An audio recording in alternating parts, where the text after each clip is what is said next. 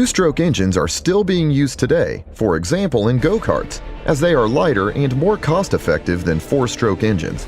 We will explain a two-stroke engine with a simple carburetor.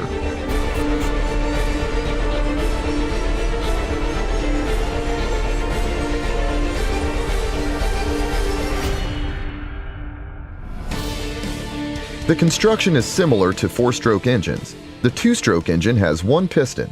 The crankcase is used for the gas exchange. There are also a spark plug as well as intake and exhaust ports. A crucial difference is the presence of the transfer port. Let's take a closer look at the individual strokes. In the first stroke cycle, a fresh fuel-air mixture is drawn in via the intake port. It is shown here in red. It is added to the existing mixture in the crankcase. At the same time, the mixture is compressed in the combustion chamber and finally ignited by the spark plug. The second cycle starts.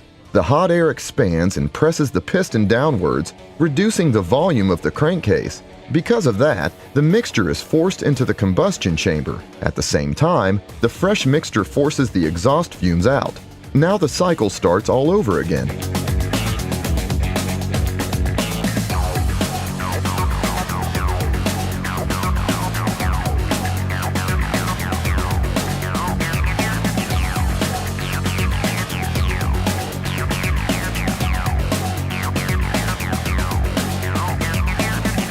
The volume reduction in the crankcase can be very easily explained using small spheres.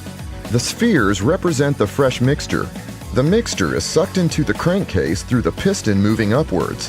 When the piston then moves downwards, no additional fresh mixture flows in and compression takes place because the volume of the crankcase is decreased. As a result, the fresh mixture makes its way into the combustion chamber via the transfer port. The engine shown here operates according to the principle of cross-flow scavenging. Intake and exhaust port are on opposite sides. The deflector piston is formed in such a way that the incoming fresh mixture can successfully push out the exhaust fumes. Uniflow scavenging is another type of scavenging used. For example, in opposed piston engines, two pistons operate in only one cylinder. Here, one piston controls the fresh mixture flow, whereas the other controls the emission of exhaust fumes. This system is expensive and was used in tanks, but also frequently for large marine diesel engines. Modern engines uses loop scavenging, which is used, for example, in the famous Simpson mopeds. It is still used in many engines today.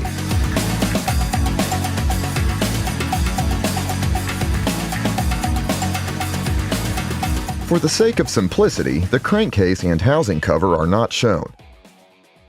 There are various ports in the cylinder, including an inlet port. The fuel-air mixture is fed to the inlet port via the carburetor.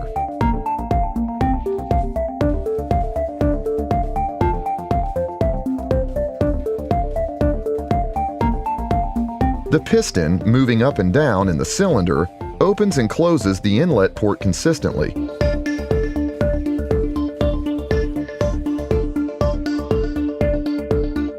When the inlet port is opened, the mixture is able to flow in. The mixture is then forced into the transfer ports by the piston.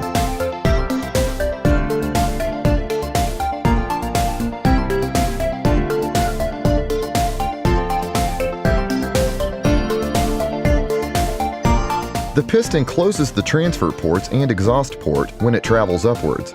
It opens them when it travels downwards. Through the transfer ports, the fresh mixture is promoted to the cylinder and filled from the rear to the front. When the spark plug finally ignites the mixture, the piston is moved downwards and fresh mixture is able to flow in. In this process, the fresh mixture pushes out the exhaust fumes.